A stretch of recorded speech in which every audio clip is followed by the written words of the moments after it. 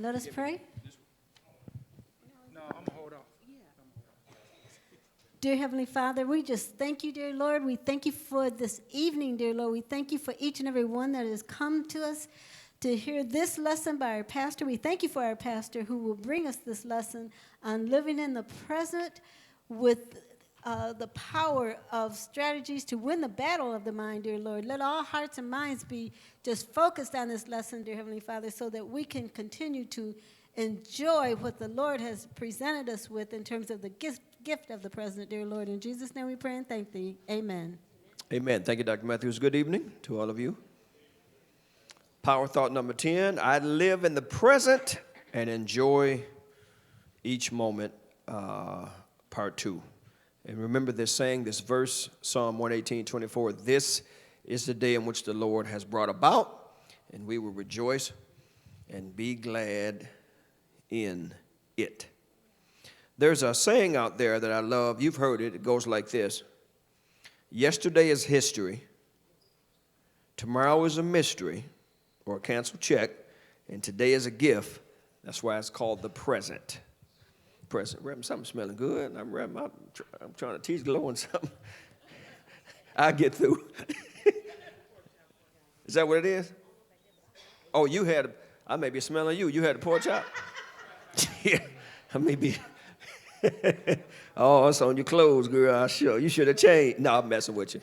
I'm smelling something coming out of there. Yeah. We need to enjoy every moment of our lives and stay focused on the present. We can't dwell on the past or look too far into the future, but we need to realize the present moment is a gift to us right now, so we need to fully live in it and enjoy it. I was listening to First Things First, I believe, with Chris Carter and Nick Wright, and they were talking about the future Tom Brady, and they did a little interview with Tom Terrific, and he always has the right things to say. He said, they asked him about his future, and he said, well, he said, somebody said, and he quoted, he didn't know who it was, he said, they said that the future in the past is in your head, but he said, I'm in the now. And again, that's what we're talking about, being in the now. Now, once again, being in the now does not mean that you haven't prepared or that it's wrong to make plans for the future. You plan to retire and you plan to do all that stuff. But usually once you take care of business and set your plan in motion, retirement and other things kind of takes care of itself. Okay? So it would be bad for me to be 50 and say, okay, I'm going to retire at 70. And then for the next 20 years, I don't live in the present because I'm thinking, so I've wasted 20 years. And when I get 70, I may be so stressed out. The minute I retire, I may die the next day from stress, from thinking about it, and it does me no good. So it doesn't mean that you're not planning for the future. Like I said, once you plan for that, your plan is kind of set in motion. And so that's already taken care of. So you don't just go every day, oh man, when I retire. Because now you miss now. You miss your grandkids, you'll miss the time with your wife or your hobbies, fishing, hunting, whatever it is. You'll miss all of that trying to think, okay, well, in 20 years, well, what are you going to do until then? Just think about 20 years. So you got to kind of live today, okay? So you can't dwell on that. As people mature now, some end up regretting that they didn't make better choices along their life's journey. The only way to avoid regret is to make good choices and enjoy the present. Every moment is a gift of God. Prayerfully and hopefully, no one will get to the end and have regrets. Prayerfully and hopefully. Now, we know some do, but prayerfully, when you get ready, if you're in control and you're old, whatever it is, you won't say, you know what, I wish I had a blank, or I wish I would have blank. I wish I would have traveled more, whatever it is. Hopefully, we won't say that. We won't have regrets there. Dr. Joyce Meyer said that through her growing up in a dysfunctional home, and I use air quotes for dysfunctional, because as I said earlier, Reverend Owens, I don't know anybody who had a childhood or life of being unscathed by anything. If you read this Bible from Genesis to Revelation, or actually you can just stay in Genesis. If you think your family tripped out, read Genesis. No, I'm serious. Abraham, his sister, he raped, you think you got it bad. These folk was a stone trip, and I'm glad God doesn't hide it from us. Like, they was sure enough a mess. I mean, wanting to kill each other. Some did kill each other. I mean, you start reading that like, God, I guess we ain't all that bad. I mean, you know what I'm saying? But the point I'm making is, I think we use dysfunctional too much. If a kid is getting F in school, oh, he from a dysfunctional home. Well, no. Right, that's what I'm saying. So I don't think it doesn't mean, when we hear dysfunction, we think somebody's retarded or something. I know that's not correct to say, but growing up in a dysfunctional home, now this is what she said. So she called her own home dysfunctional. She certainly didn't enjoy life. She turned into a workaholic and tried to find her worth and value in what she did rather than in who she was. Okay? Because her parents seemed to be more pleased with her when she was doing something and being productive more than when she wasn't. Watch this now. She thought, Sheena, God was more pleased with her when she was doing something and when she was producing. Okay, now she said that, but what is very interesting and what's true here, Sister Hazel, a lot of us have, and I'm speaking us generally, not just us in the room, but it includes us in the room. A lot of us have problems with God because we have problems with our parents. And our parents is the only God we see coming up because we can't see him. And that's why God equated it in the Old Testament, Reverend, when he said, love your mother. He said, honor your father and your mother and all that, with all that, that your days may be long. The only commandment, by the way, with a promise. Honor your father and your mother. Didn't say if they smoked or drank, if they was on crack, if she was a prostitute. No, it said honor her and honor him, regardless of what they did, okay? So, when the children honored God, honored their parents, God took that as the child honoring him because they can't see him. They can only see you, which represents me to the child. So the only thing a child knows about God is in their parents. That's the only thing they know about him. They can't see him, and we couldn't either. We looked up to our mother and father. Okay? Now, since some people didn't have a great relationship with mother and father, now they have a not great relationship with God, because when they think of God, they're not thinking of him and his right, they're thinking of them. And then, unfortunately, he gets skewed because of that there.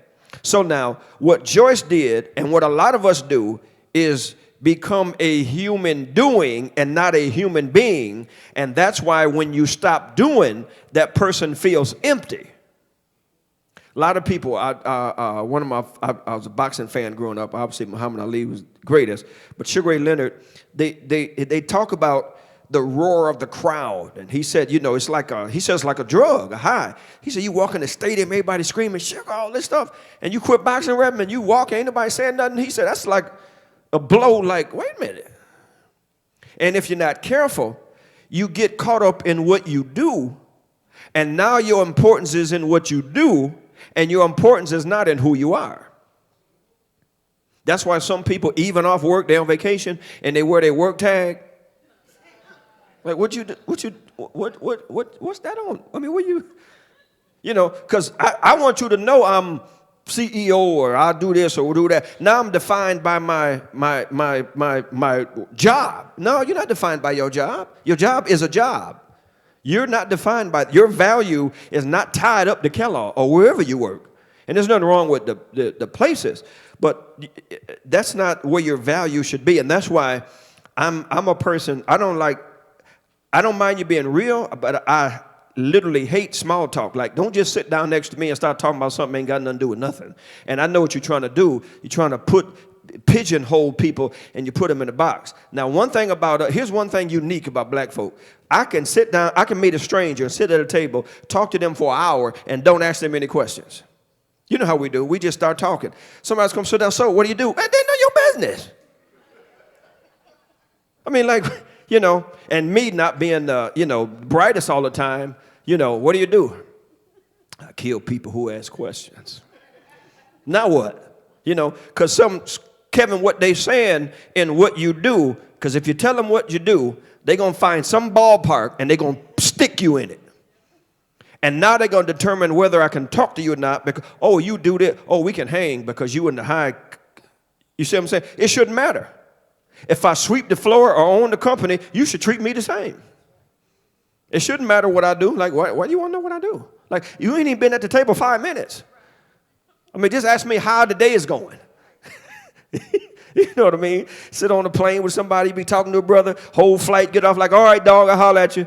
You know, you talking about nothing, and you, so what do you do? Well, it ain't really none of your business what I do. Undercover agent. Yeah, I kills people. That's what I do. But our value shouldn't be in what we do. And you don't want to become like Joyce, a human doing, because at some point you're going to stop doing whatever you're doing. And then what? Then what do you do? Okay. Now, perhaps there are some here who had the same or similar experience. And because so many people, watch this, have been programmed to not say anything and keep things in and just deal with them eternally, this has caused a lot of fear, depression, and unhappiness in our lives. Okay? Now, you do the flip side of Joyce doing the things and producing and her parents and doing all this stuff. Then you get the opposite. And remember now, we're talking about living in the present, enjoying each moment.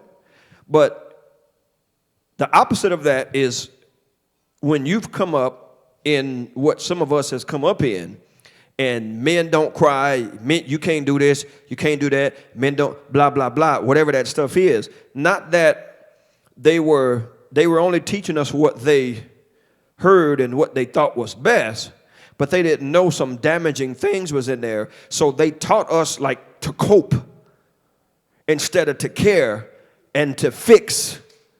You know, men don't, boy, what you crying for? Get up, boy, get up, get up. You know, the boy done fell out of a tree, broke his leg, and you asking him what he crying for. You see what I'm saying? Men don't cry. Well, daddy, you didn't say that when that lady broke up with you. Shut up, boy. So Christina, they teach us that. So now it has caused a lot of internal stuff because mom and them said, don't talk to nobody, just keep your stuff inside. So I've been keeping that stuff inside since I was 7, and I'm 40 and about to blow up. Because all that stuff I've been keeping inside. And it's destroying me, and I can't say nothing to nobody, because if you say something to somebody, man, you soft, man, you a punk, you ain't got no business laying on nobody's couch. Well, you might not lay on it, but you need to stand up in the room. You need to do something. No, I'm serious. But if we were taught that, and here's the damaging part, we were taught that by our parents. So we don't want to go back and think nothing bad on them, not that it's bad, or say anything bad about them, so you keep that stuff in. And the stuff you're keeping in is destroying you. So I'm obeying my parents, and I'm being destroyed in the same sentence. Okay, that's what's become tough, because now if we feel any way or think different, we almost feel guilty of not honoring our parents. Because mama taught me this. And that's why during the premarital counseling, when you get into the stuff about the families, there's a section in there where I tell the people, I say, now be careful now.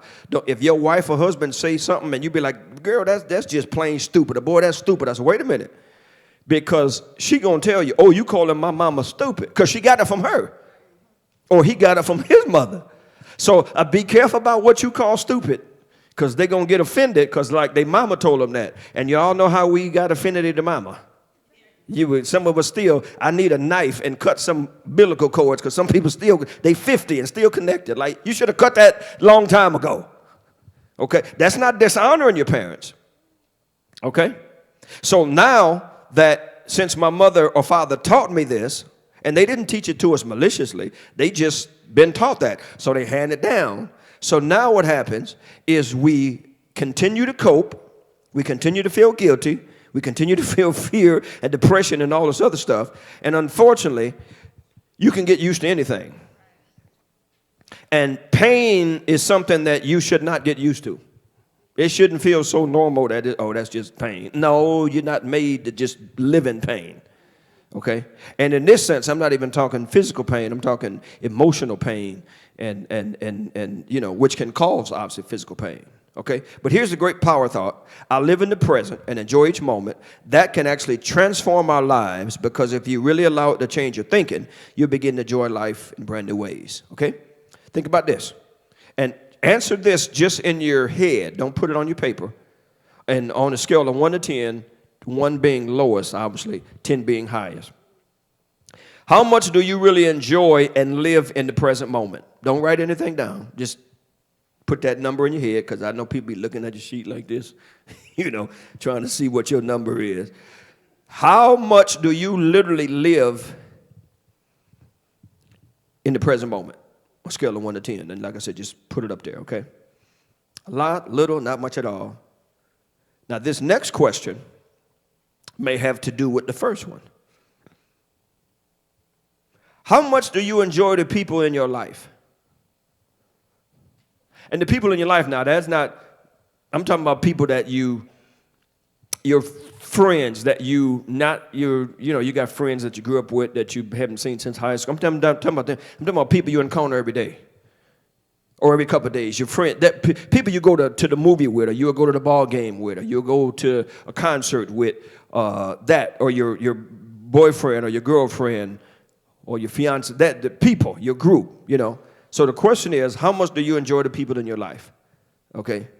Now, if you say not much, my question is, what the heck you hanging with them for? Because you choose your friends. Nobody says, okay, Beatrice, you going to go with these people. Or you going to be, no, you choose them. So how much do you enjoy the people in your life? Okay. God actually wants you to enjoy life. Do you believe that God wants you to enjoy life? Of course he does. Watch what Ecclesiastes 2:24 says. And see, this is important because a lot of people, Reverend Jackson, they see God as a killjoy, like no fun at all. You got to come to church. You got to sit up and sing robust. You got to sing Mahalia Jackson and how great thou art. You can't laugh. You can't have fun. You got hop, sit up, stop looking. You can't. So we have given people the wrong impression of God, like, man, you can't do nothing in church. They born, you can't move, you can't snap your finger, you can't do this. Then we're inviting people in, inviting kids in. When they get in, shut up straight, don't say nothing. Wear them hard church shoes. No, I'm serious. It's like, dang. We give kids a list of what they can't do, like 50,000 things, and don't give them nothing that they can do. And then you wonder why they don't come. They can't. Can we breathe, Pastor? Can we breathe? We don't let them do nothing. God is not a killjoy. Watch this, Ecclesiastes 2:24. Who's got the, you got it, Reverend? Who? Oh, Dr. Matthews, go ahead, sweetie. There is nothing better for a man than that he should eat and drink, and that he should make his soul enjoy good in his labor. Look at that. This is also, I saw, that it was from the hand of God. God is not sitting up there like, be bored, be stiff. That's not him. We do that. God actually wants you and me and all of us to enjoy life. He does. I'm going to give you more proof in a minute. He wants you to enjoy life.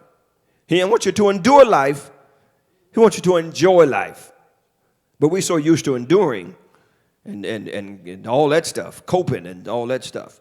Ecclesiastes 2:24 said so. Solomon said to make yourself enjoy the good of your labor. That sounds like it's something that must be to do as an act of will. Now, this, of course, does not mean that all of life becomes a huge party or vacation, but it does mean that through the power of God, we can learn to enjoy all of life, even things others would consider ordinary and boring. Okay? I was talking about this morning. I've been in church. When I say all my life, that don't mean obviously I paid attention and done everything and was saved all my life, obviously, because I wasn't. I got saved when I was 13. Okay? Right here in Battle Creek. But I have had, now I've never smoked. 53 years old. I know I look 27, Gloria, but that's all right. That's just good living. You know what I'm saying? I saw it all over you. 27? I got you. I got you, baby girl. I never drank, never smoked. The hardest thing I had literally is the grape juice on Sunday. Communion. That's the strongest thing I had, other than the Coke and the Pepsi. Okay. I ain't never smoked. I've been around people who did it. They wouldn't do it in front of me. They respected me. I ain't never tell them they was going to hell. I ain't never tell them to stop. They just wouldn't do it around me. I didn't like the smoke smell. The weed smelled sweet and stunk, and cigarette smoke stunk to me. So I'm like, I ain't gonna puff it. But I didn't care who did. I didn't put them down. I had friends who smoke, and still have friends who smoke. They don't just smoke in front of me. You know what I mean? So nothing bad about that. I don't, they asked me the question, like I said, Reverend, if I smoke weed or cigarettes, will I go to hell? I said, no, you might go to heaven quicker, but you ain't gonna go to hell for smoking. I mean, you could get cancer, you know what I mean, mouth or something like that, but oh no, you ain't. I ain't gonna lie to you, you ain't going to hell because there's some folk don't smoke going to hell. So it ain't the weed that send you to hell. I mean, it ain't. It's just the truth. It ain't the alcohol. That don't send you to hell. So I never did any of that stuff, okay? Never went to parties, house parties. The reason, and that was just a deduction, because most house parties, the house had a capacity of like 15 and like 100 people was in there. So I'm like, okay, I ain't good with math, but that don't add up. I mean, if somebody step on something, it's hot, it's dark, it got one way out. What are we going to do if the house catch on fire, Reverend? And somebody in there, back then, you didn't have the, I actually remember, Sheena, when you didn't have hot stuff. You had plain potato chips. Black folk would put hot sauce in the bag. You put them chips, you shake it up.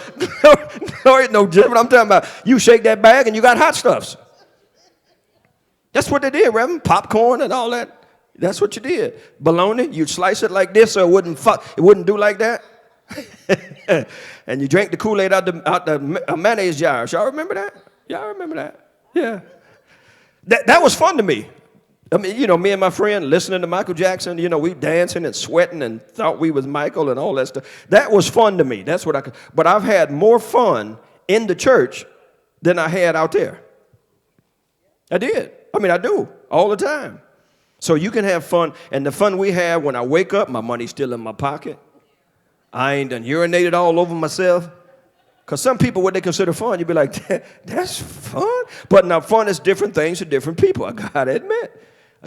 But I've had more fun on the inside than I did out there. And I had some fun out there. And all fun, when I say out there, it doesn't mean that the fun was bad. Like house parties. You go to a house party, you go to dance, have fun with your boy. Ain't nothing wrong with that. As long as you don't, people just start shooting and stupid stuff, but ain't nothing wrong with doing that, doing those things. People used to go skating and have all that kind of fun. There's nothing wrong with that. But I've had more fun on the inside of the church, in the body of Christ, through relationships, than I've had on the outside. Now, if there's somebody on the inside of the church who's saying that they're not having fun, that's because they're disconnected. Because the people here, man, is funny. They are. In every church. Church is serious, but the folk in the pews, man, they crack you up. I'm telling you the truth. But I've had that fun. Real fun. Healthy fun, whole fun. Going on a cruise with Moores, the Tatums, and church people. The groups we go on, the 12. And, man, you get Henry and Delbert and Bonner in the same room, and you don't got to do crunches. You listen to them. Henry, and I'm telling you, man, it's funny. It's fun. It's fun. So, God is not boring. Too many people have the mentality of just trying to endure large portions of their life. But I believe it's tragic to live and not enjoy every moment. Okay? Now, let me help you too, going back about the house parties and whatever else you did out there, good or bad. None of us, for those that did go to the club, which I never went, because again, I'm like, what are you doing there? And they was like, well, people you smoke and drink, people dance. And I'm like, so I'm going in the place. I don't like smoke already. And you going to stick me in a place where that's what they do. No air conditioning done. So I'm just in there, And then they dance and sweating, and then you putting your drink down and come back to the table. Now, I know in Kalamazoo, I don't know about, they was putting stuff in people's drinks like it was candy. I know some fellas now walking down the street, great football players, got college scholarships to go to college. The girl didn't like that they was leaving, put something in it. Right now they gone. They be walking down the street eating invisible bugs and everything. I'm serious. They would put something in your drink in Kalamazoo before you could leave the table. Like you either get another one or don't drink that. Because, you still shouldn't walk away because you don't know what people doing in there. Remember that Spanish fly, Kevin? Them folk who couldn't get a girl on their own, they got to do the Bill Cosby and drug somebody. Man, people was doing that sharing in Kalamazoo, like for real. I'm like, man, a whole lot of guys walking down the street today. Yeah! I said, what happened to him? And they told me the girl's name. No, I'm serious. I'm dead serious, man. Them women say, you ain't leaving me. And I don't know why she drugged him, because he don't know her now, because he gone. So it ain't like he can't. I mean, what'd you do that for? Yeah, she didn't win. Yep. Oh, my Lord. Oh, my goodness. So, of course, all things are more pleasant to our emotions than others, some things. But we can learn to enjoy God's presence in everything. Try to remind ourselves throughout the day that God is with us, and the moment you have right now is a gift from him. Now, I'm getting ready to get into some things. Watch this now. Jesus himself, this is what Jesus said. When he stated why he came to earth, he said, this is from John 10:10. And read that, Dr. Matthews, and then I'll read the different translation on the paper. The thief cometh not, but for to steal and to kill and to destroy. I am come that they might have life, and that they might have it more abundantly. Now, since we're in Bible study, let me help you. Because a lot of most pastors, in fact, Jennifer, most pastors, they'll read that verse and tell you that the devil is the thief. No, he's not in that verse. The devil ain't the thief in verse 10. In verse 10, the thief is the false teachers. The devil is the wolf in verse 12. That ain't the devil. If you start at verse 1, he's talking about the false teachers, and that's why they had to steal the sheep, because the sheep recognized the voice of the shepherd, and that's why they wouldn't come at the command of their voice. That's why they had to crawl over the wall and snatch them. That's what the false teachers, okay? Even now, if you would go to Palestine, literally, there's a sheep, the sheep gate or the sheep house. You can go in there, and it can be like 100 sheep. And that shepherd, and this guy may have 20, this guy may have 10, this guy may have 40. When that shepherd calls his sheep, only his sheep get up because they recognize his voice. I'm serious. You think all 100 of them, they don't move. When that shepherd talks, they get up. And that's why Jesus said, he said, they recognize my voice and they will not entertain the voice of a stranger. Jesus' sheep knows his voice. They cannot be led astray.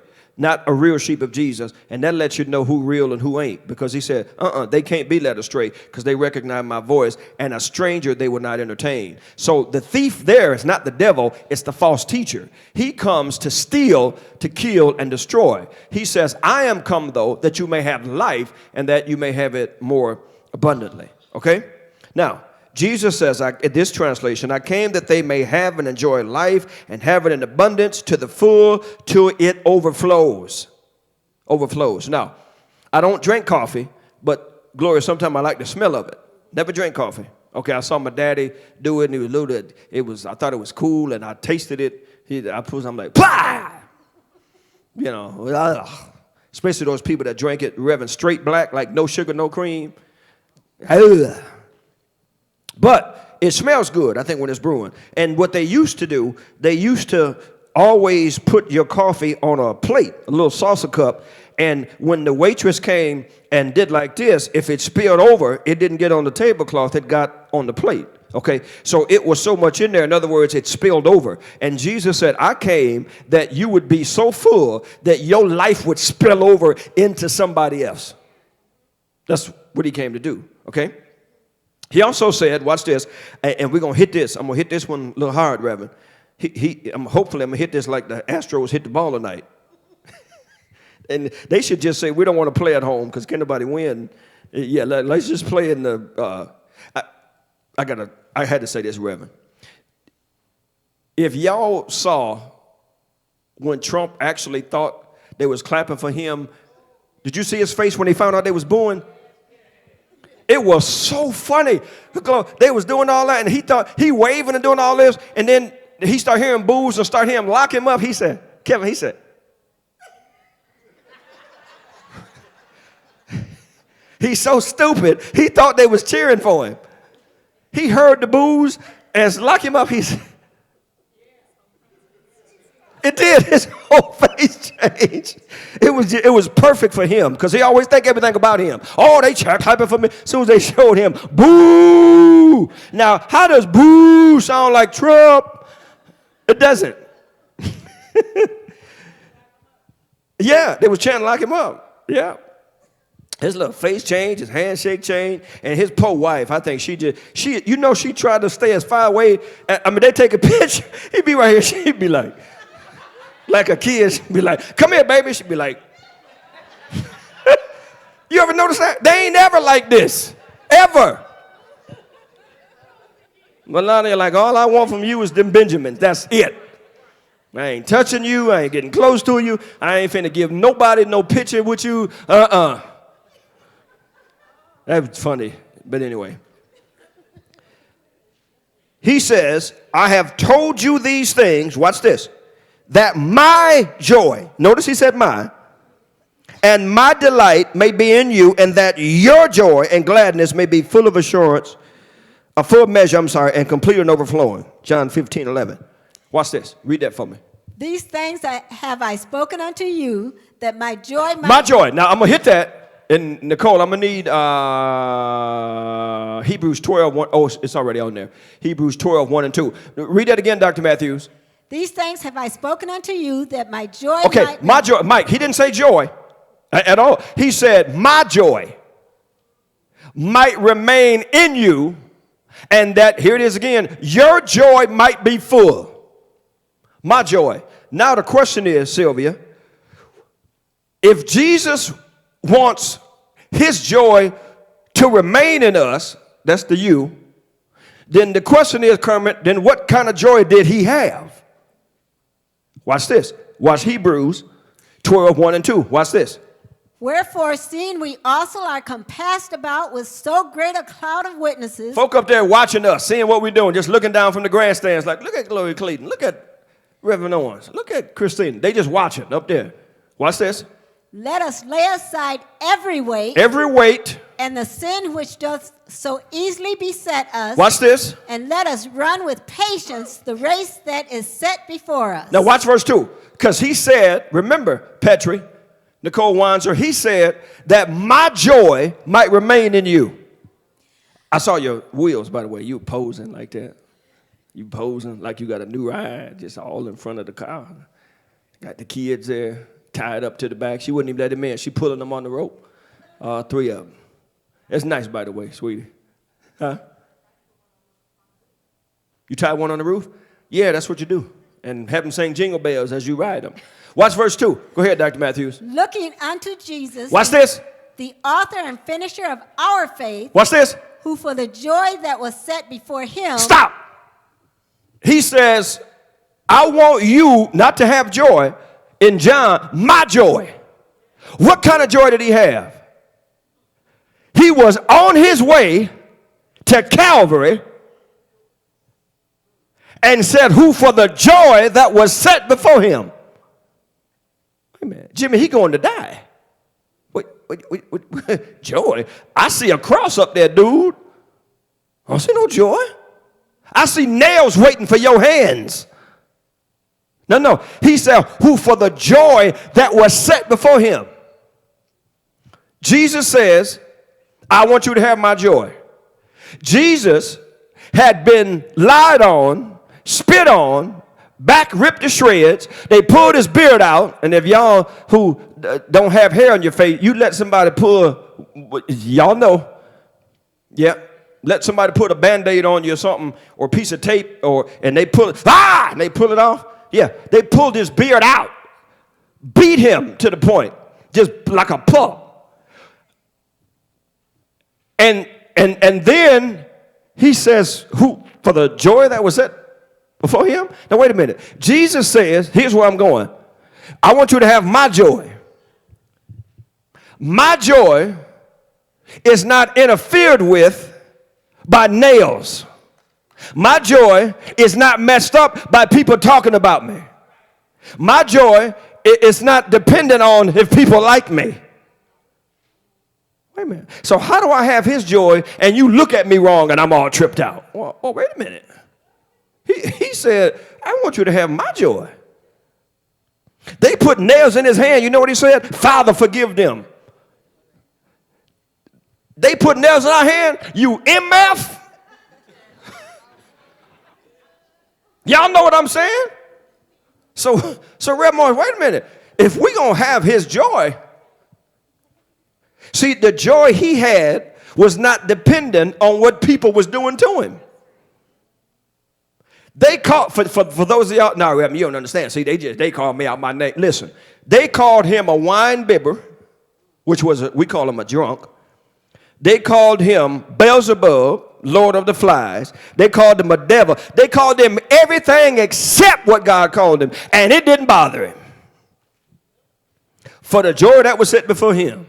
I've said all along, if you are not a dog, why do you bark when somebody call you one? Man, you ain't talking to me. Hey, so-and-so. And the girl be turning around like, wait a minute, he just said, hey, B, and you turn? So are you Woody? You follow me? You don't let nobody disrespect you like that. Say, hey, baby. Baby ain't, my name ain't baby.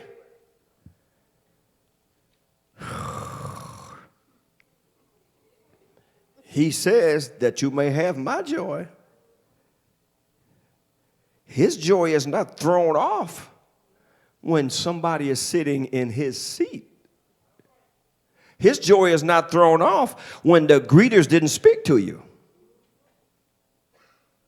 His joy wasn't thrown off when they ran out of wine. He just made some more. He didn't even drink it. He just, yeah, go get them water pots.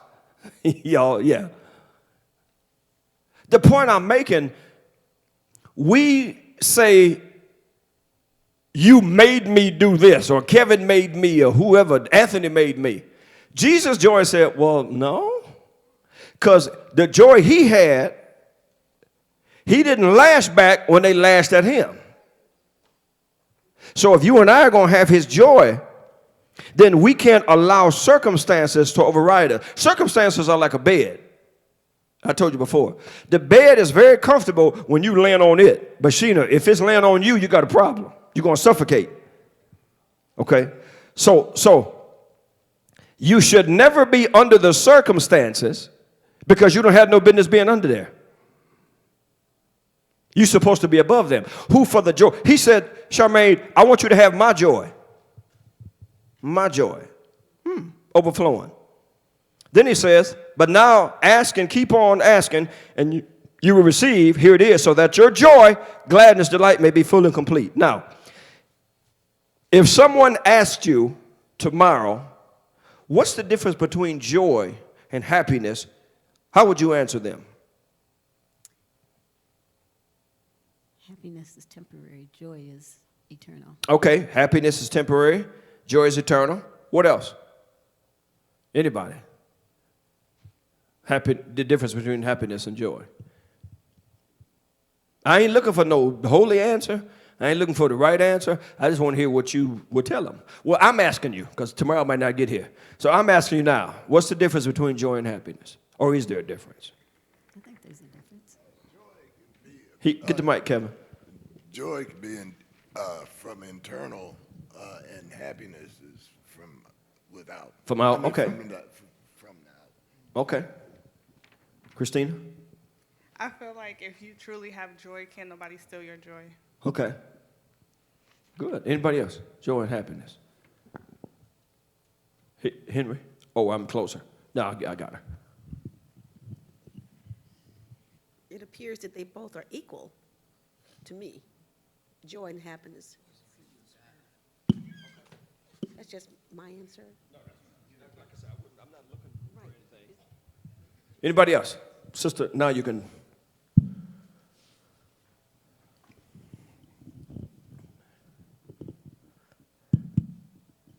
I think happiness occur on the outside, but joy is on the inside. Okay. And that was keep me. Okay. That's good. Is Anthony, did he, Henry? Oh, he was trying to hand you the. You said no, Anthony? Oh, okay. Go ahead, sweetie, Nicole. Happiness is short term and joy is long lived. You get that from Petra?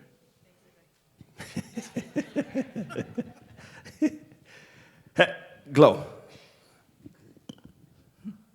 Joy is God-given for me, and happiness is something that comes from, it's a feeling, but it's something that can be taken away. Joy is eternal. Okay, so the happiness can be taken. Okay, all right. Happiness depends on happenings.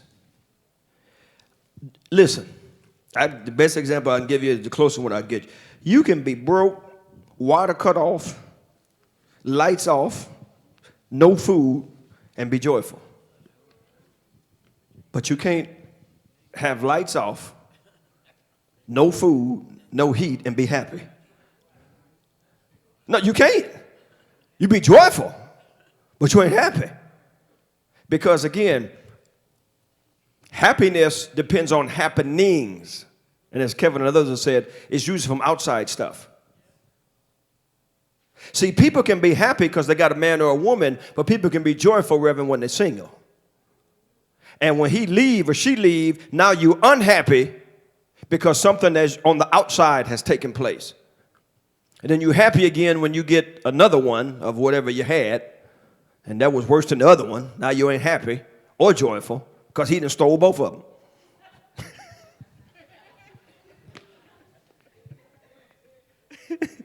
Listen, here's the only place, Gloria, where they connect or intersect.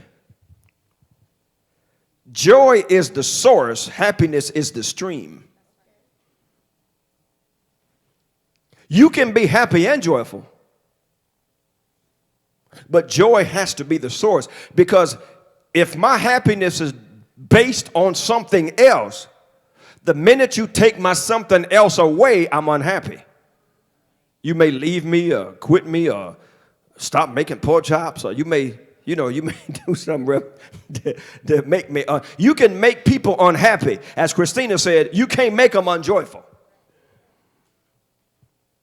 You can't make them unjoyful. You can go to a movie with a lot of black folk and can't hear it because they talking. They brought croquettes in, they're stinking, and the bags rattling, and you can't hear. You unhappy.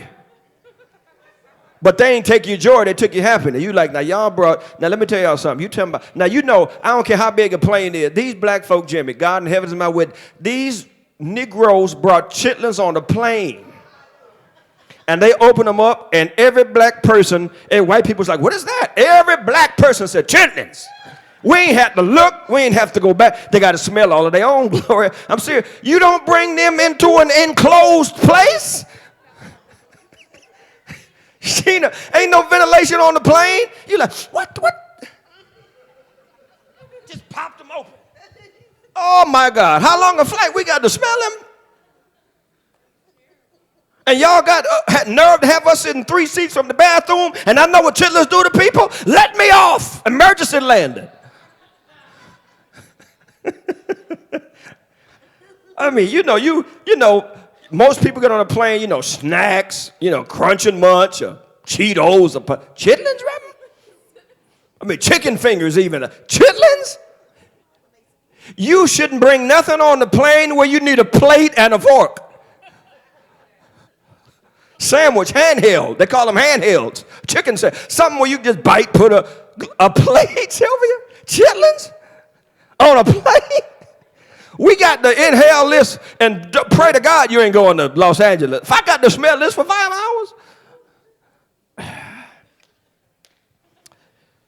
only us. I said, Lord bless it. We unique. Chitlins on the plane. Jesus Christ. Oh my goodness, people. What is that? I've never smelled that before. Intestines. That's what it is. They ain't chitterling, they chitlins. They're different than chitterlings.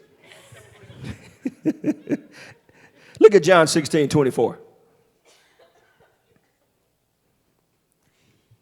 Hitherto have you asked nothing in my name. Watch this. Ask and you shall receive. Watch this. That your joy may be full. Ooh, he wants your joy full. The reason some people take it is because you don't have enough in there. See, when you're running on low, it's easy to, in fact, it's getting cold, okay? Getting cold. Change your sheets and put your winter sheets on and your flannel pajamas and all. It's getting cold, y'all, okay? It's getting cold. What they tell you is your car may not have to be on full, but it shouldn't be leaning on the E because your gas line will freeze. And you don't want that. And the reason it freeze, Sister Hazel, because ain't enough in there. See, the reason some folk get messed up is the joy, Christina, it ain't enough in there. You don't have enough in there. So it's froze. So you can experience the joy of your salvation because you let it get that, you just let it get like to on E. And I don't know how you let it get on E, because he says in Lamentations, I give you new mercies every day. So you done drove past the gas station knowing you on E. You done drove by Sunday school knowing you on E. You done drove by Bible study knowing you on E. You done drove by the worship service and then talking about calling, Mama, can you come pick me up? I ran out of gas. They don't say it in those words. They say, well, I got fired because I cussed the boss out. Oh, you ran out of gas. I blew up at work. Oh, you ran out of. He said he wanted to be full. Why do we come in church empty, waiting for the choir to fill us? If they don't perform like you think they do, or sing the song you want, you sitting out there empty and mad at the one next to you who came in full. What you so happy for?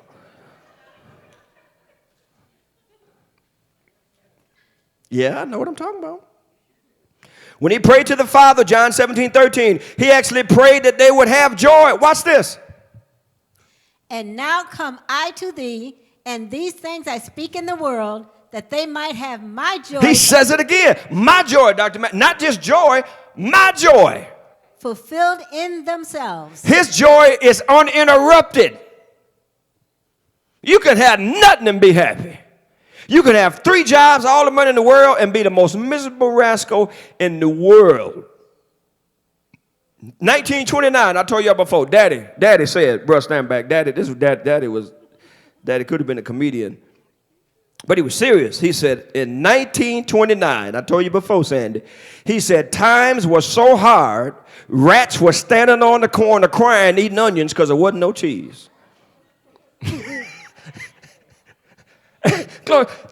That's hard, Reverend. Rats standing on the corner kept crying, eating onions, Rosie, because there wasn't no cheese. That's hard. But you know who wasn't killing themselves? People that didn't have nothing. It was rich people jumping out of windows. Poor folk used to it, Reverend. It don't bother them. You tell a poor folk the stock market crashed. They're like, I ain't got nothing in there. So? I mean, Dr. Matthew, you think they care? Stock market crash. Like, you talking about the Indy 500 crash? What you mean? No, the stock market. Man, I ain't got no stocks. And I sure ain't got no market. And you talking about it crash. How fast was they going? They don't know. It's people who had stuff that was losing their mind. Even now, y'all know it. I mean, it is what it is. I ain't after nobody. I ain't saying this right. I ain't saying this wrong. A black person can be at a company 30 years. They come in there, you gone, you fired. They be like, peace. Tell somebody else you fired. Well, I'll be right back.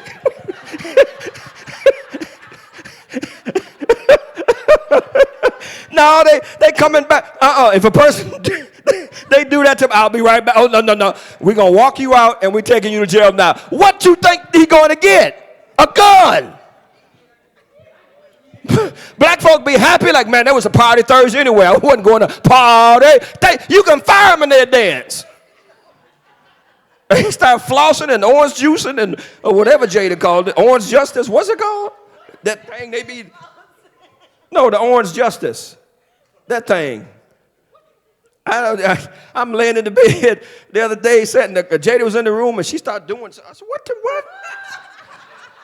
I said, what was that? She said, the orange justice. I'm like, okay. Well, dances change every second. And it was so funny seeing her doing it. I'm like, next thing you're going to want bamboo earrings, 2 pair. I said, no, Jada. No, I'm just kidding, Reverend. That was for you. We don't care. You fire us, see what happens. Thanks, man. Holler at you, dude. Man, we go drink. Come on, man. You remember what Smokey and Craig did on Friday? You got fired, man. Hit this. You ain't got nothing else to do. You ain't got to go to work. No, they be just as joyful. He said, my joy, that you will be full. Okay? Watch this. With Jesus speaking and praying such powerful words about his desire for us to have joy, how could we ever doubt that God wants us to be happy and enjoy our lives? Now, here's the question, and I want you to answer this. If it is God's desire that we enjoy life, then y'all help us. Why are people so miserable and unhappy? Now, you can speculate theory, but I just want to hear you. If God's desire is for us, Sheena, to have life to the full, to the abundance, why are so many people, and I'm talking about Christians too, I ain't just talking about non-Christians, why are so many people unhappy and miserable? And I'll just, when y'all just raise your hand. Over here, Bonner. Sister Rhonda and then Miss Glow. They don't fully understand God's love, and they don't have him in their life, so they're miserable. Okay. Miss Glow. Rias. Glorious. They got a song about you, don't you? Glorious. No, there's a glorious, isn't it? It's a glorious song. That's what I thought. It is. But it's about, even for... Oh, she slid that in. It is. It is. What y'all talking about? I told you how blacks do. Just slid it in there. Oh, yeah, it is. Oh, yeah. There's one about you, too. Gloria. There's a glorious, too. I know it. That's what I said. Go ahead, sweetie. Okay, now that y'all went through all that, it truly, even for us... I started doing the Orange Julius on you or whatever Jada was doing. Orange Justice, whatever. Y'all know that dance. You should do that. You really should. You should do that. I didn't. I didn't know what I was doing. So I didn't do it. No. You saying don't even attempt it. There you go, sweetie. I love you too, Grillo. Yeah. Go ahead, sweetie. Even for us Christians, the biggest part of that, even though we think we know God's purpose, is disobedience. Because if disobedience is entered into the equation, you can't truly know God's overall picture for you. Because you got to be, in order to be close to him, you must be obedient. Okay. So that's... What was the last part? I didn't hear you. The last part you said. You was kind of putting the mic away. Even for us Christians. Oh, even for us Christians. Okay. Okay. Over here, Bonner. Mr. Wanzer.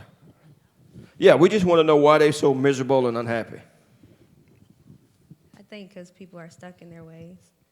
They just, whatever they feel or whatever they think, even though they think they're doing it the Christian way, they're still stuck in their ways on how they feel the Christian way is. Okay. Right here, Quitter. Do you think, well, I may think that it's because they don't have joy, so they never had the Lord's joy, so then they're miserable because they never experienced. Okay. Now, you talking about Quitter Christians and? Yes. Okay. Because I'm going to come back to that. Oh, go ahead, Glow. It's a choice. Everybody has a choice. And so people choose that. Oh, stop right there. Okay.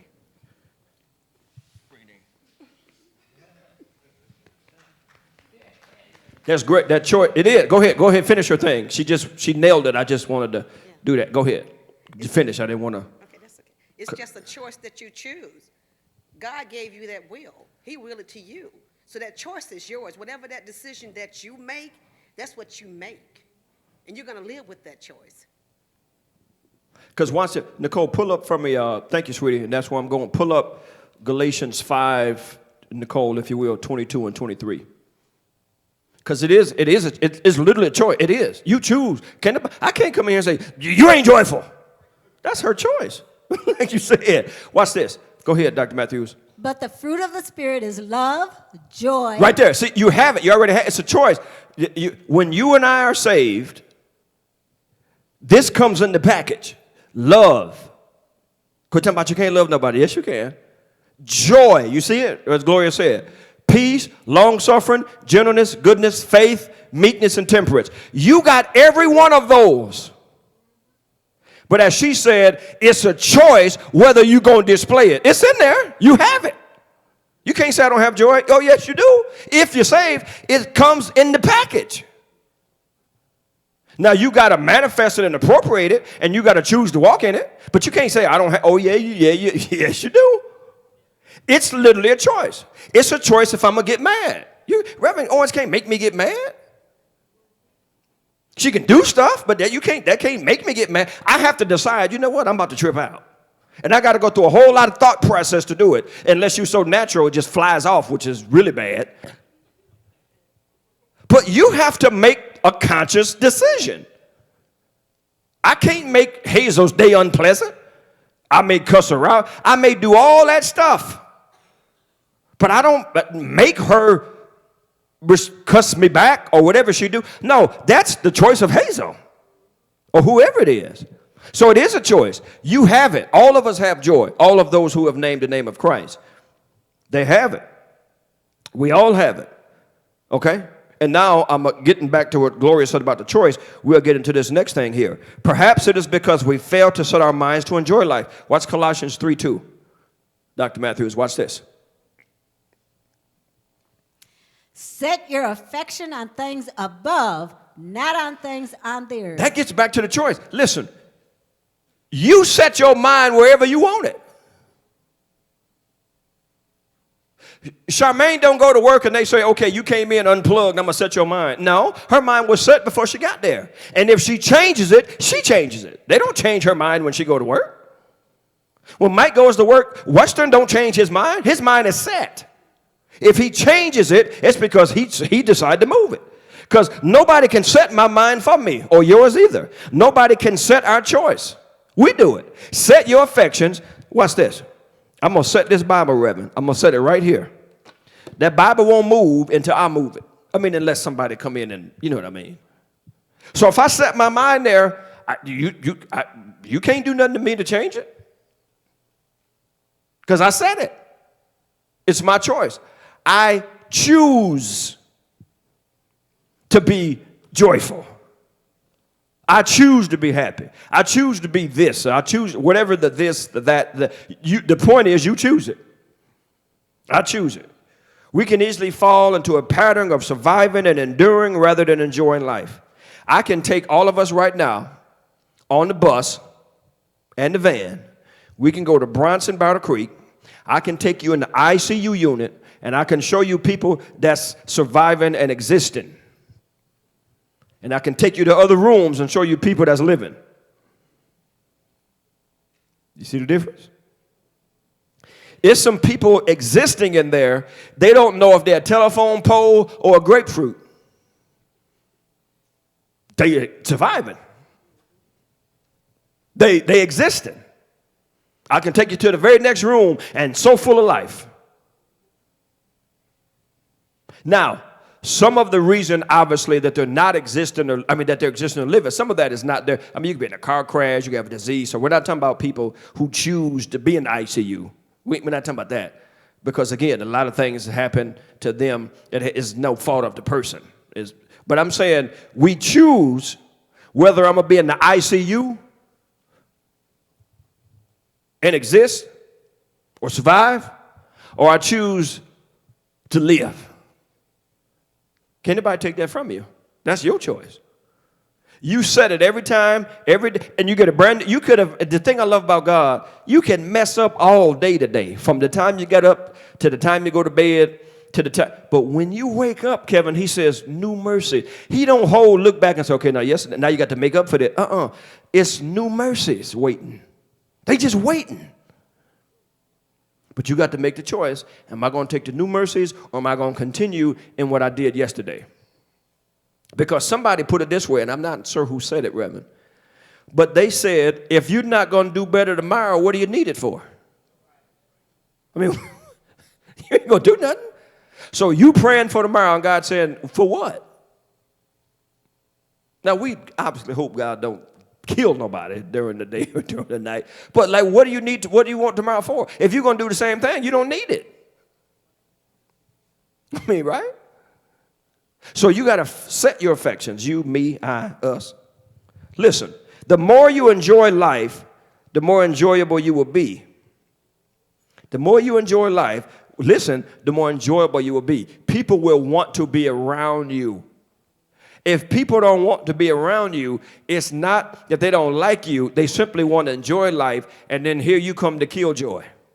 And that's why some people, Reverend, you see it. I can see through walls. I got vision. Anthony. I watched Superman, Spider-Man. You got people going through here. They start going down the hall. They see somebody they don't like, and then they lie to their husband and wife and be, oh, no, I left my Bible in there. You ain't brought your Bible. You just don't want to pass her, so you come back in here because you don't run into the killjoy. Always got to, you hear them, ooh, she always, ooh, it's one thing after, ooh, she just ooh.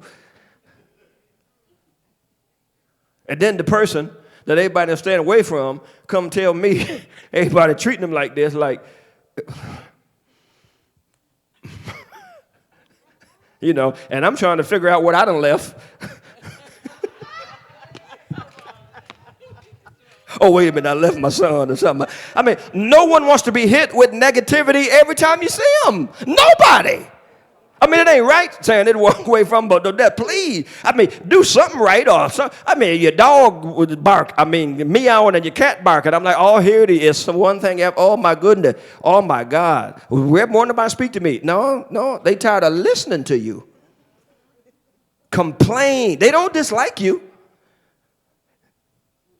If we had somebody come through this room, we had people right here crying, people right here frowning, this whole group, people over there smiling. They don't know us from nothing, and we said, pick a group. What group you think they're going to? Way over there. They don't even know what's going on. Them people over there could kill them. But they see that and like, nope. When you're enjoyable, people want to be around you. They do. When you enjoy just life, I ain't talking about you. I ain't even talking about. And please don't get. I ain't talking about quoting scriptures and praying and hoodooing folk and slapping them and greasing them. I'm not talking about. I'm just talking about enjoyable people, happy about life, just happy. People want to be around happy people. Don't nobody want to be around nobody who always got a problem. That's why some people, and I do it purposely. I say hi. I don't say how you doing because I don't want hi. You didn't hear me. I said hi. Well, let me tell you, I ain't say how you doing. Hi. I'm stopping there. I ain't got 30 minutes for this soliloquy. I don't want I'm all happy, all geeked up, and here you come. Let's get in groups of two. Enjoyable people. People want to be around you.